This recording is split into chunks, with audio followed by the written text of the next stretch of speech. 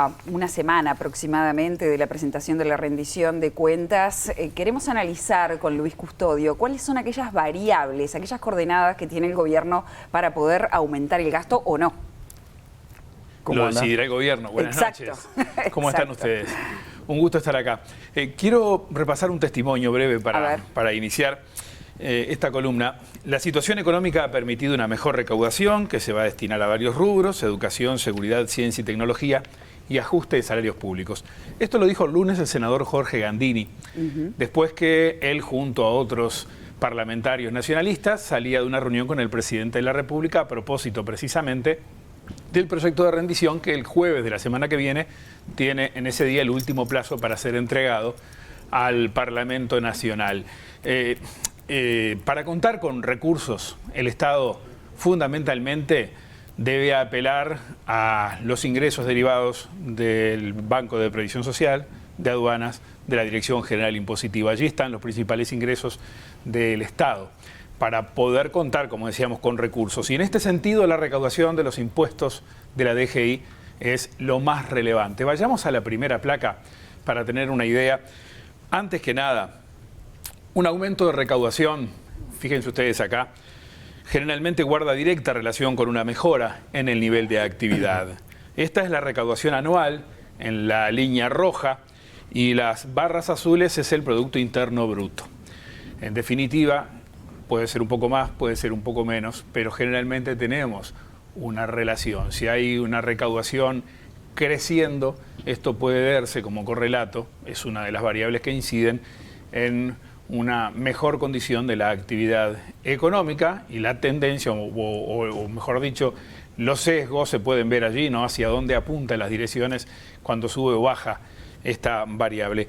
Vayamos ahora a ver cómo ha evolucionado recientemente la recaudación de la DGI. En la siguiente placa son datos al mes de mayo. Y aquí lo que tenemos es información respecto del mismo mes del año anterior. Ese 10.6% es la recaudación bruta, el 8.2%, ambos en alza, es la recaudación neta, o sea, quitándole la devolución de impuestos.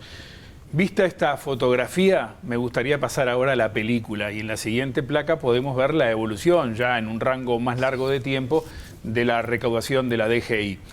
Ahí tenemos en las barras azules el dato mensual, la línea roja es el año móvil, cómo se va moviendo. Si bien el dato de cada mes frente al mismo mes del año anterior puede ser dispar, fíjense ustedes, esa barra más alta, que es febrero, se ve un impulso importante en los meses de verano, con lo que genera el turismo receptivo en los impuestos al consumo. Si observamos la evolución a 12 meses, encontramos que creció sostenidamente hasta los primeros meses del año y después prácticamente se ha mantenido en torno al 8%. No es un mal dato el que tenemos allí. Pero antes de seguir viendo evolución de la recaudación, es bueno saber cómo se distribuyen, de qué manera pesan, cuáles son aquellos impuestos dentro del menú de opciones que tiene la DGI que más inciden. Y lo vemos en la siguiente placa, por lo menos los más importantes. Los de arriba son impuestos al consumo. Más de la mitad de la recaudación de la DGI, algo así como el 55%, es consumo. Fundamentalmente, ahí lo pueden observar, IVA. Después son los impuestos a la renta, que son cerca del 35% del total. El mayor peso corresponde al IRAE, vinculado con el resultado de las empresas.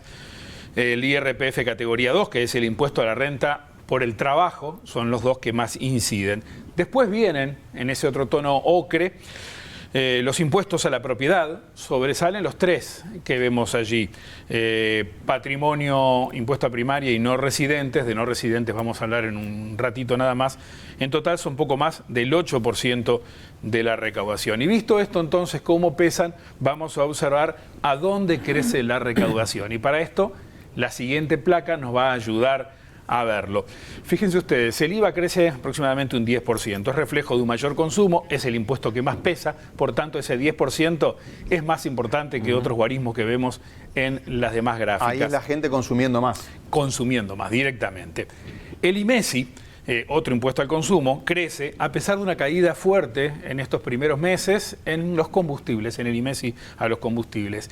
El IRAE refleja mayores ingresos de las empresas. El IRPF 1, que vemos ahí, categoría 1, son rentas de capital, depósitos, alquileres, venta de inmuebles, por ejemplo. Categoría 2, como decíamos, es lo que grava de ingresos al trabajo, está al alza. Recordemos, ingresos por encima de 34.000 pesos nominales, de ahí para abajo los ingresos no están gravados.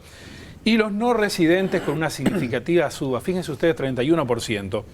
Acá tenemos rentas de personas que no viven en Uruguay, pero rentas generadas sí en suelo uruguayo, actividades empresariales, profesionales, compra-venta de inmuebles, el incremento de patrimonio, por ejemplo, rendimientos de capital, y teniendo en cuenta que hace ya largo rato que hablamos de los extranjeros en Uruguay, sí, a los que invitamos a invertir, a los que invitamos a tener su residencia fiscal, a los que se le han dado exenciones, hay, al parecer por acá, una lectura interesante para hacer acerca de cómo se ha incrementado el impuesto a los no residentes, o sea, no la tasa, sino la cantidad de dinero que ha ingresado a partir de esa variable. Vamos a ver ahora la evolución de cada uno de los impuestos rápidamente, de los más importantes, ¿verdad? En este caso el IVA, como decíamos, reflejo de una mejoría en el consumo, datos a 12 meses, impactó fuerte en un verano con actividad turística, sin dudas, y ahí vemos esa joroba que se hace allí en los meses de verano, algo por debajo en el acumulado abril y mayo, pero con una buena evolución. Esto es el IVA. Veamos el impuesto más importante para las empresas en la siguiente placa, que es el IRAE. No es que sea el más importante para las empresas, sino de lo que se recauda de las empresas es el más importante. Exacto, el monto para el Estado, ¿verdad? Detrás de ese incremento sostenido está la evolución de los ingresos de las empresas y esto es, en definitiva, un buen dato de nivel de actividad y que también tiene una evolución similar a la que veíamos antes.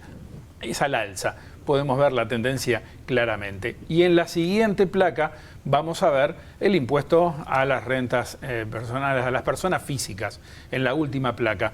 Acá vemos un salto grande en enero. Ese salto en enero puede deberse, no tengo el dato desagregado, al IRPF categoría 1, cuando hablábamos recién de actividades, por ejemplo, vinculadas con alquileres, arrendamientos, inmobiliarias. Es esa actividad turística que comparado en forma interanual no teníamos en enero del año pasado. Por eso hubo un salto, se mantuvo bastante bien en febrero, después bajó un poco, pero ahora está arriba. No es un mal dato. El IRPF acá es en conjunto, es categoría 1 y 2, por eso yo no lo tengo desagregado. Por lo tanto, el repunte, como decíamos, puede corresponder más a categoría 1. De todos modos, podemos tener un crecimiento de categoría 2 de rentas de trabajo, pero no es lineal el vínculo, y esto es un dato no menor que hay que tenerlo en cuenta, el vínculo del IRPF 2, categoría trabajo, con el empleo. ¿Por qué? Porque, de vuelta, es un 40% aproximadamente de los uruguayos, de los trabajadores uruguayos, el porcentaje que paga este impuesto, 34.000 pesos para arriba, allí se comienza a pagar progresionalmente.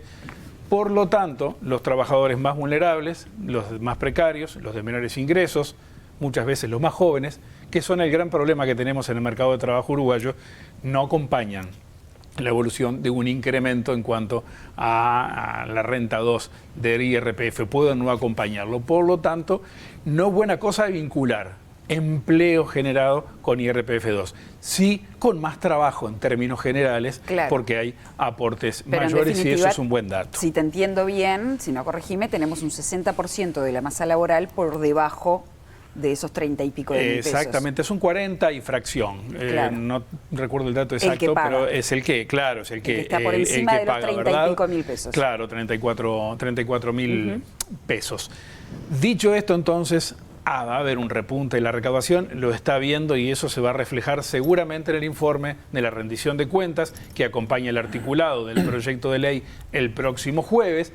Será una decisión técnico-política la que tome el Poder Ejecutivo de ver si corresponde parte de ello trasladarlo a mayores gastos. Bueno, muy bien, gracias Luis. Además la economía en general creció, por eso también los reclamos que tienen los legisladores, ¿no? Exacto. El jueves que viene, el miércoles que viene vamos a hablar de rendición de cuentas a pocas horas de la presentación del proyecto. En el Parlamento. Perfecto, Luis. Gracias.